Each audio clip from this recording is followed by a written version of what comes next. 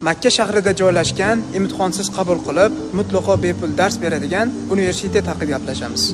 Makka shahrida joylashgan Ummul Quro universiteti Ka'batullohdan uncha uzoq bo'lmagan hududda joylashgan. Universitetning afzalliklari shundaki, universitetga kirish uchun hech qanday til sertifikatlari shart qilinmaydi.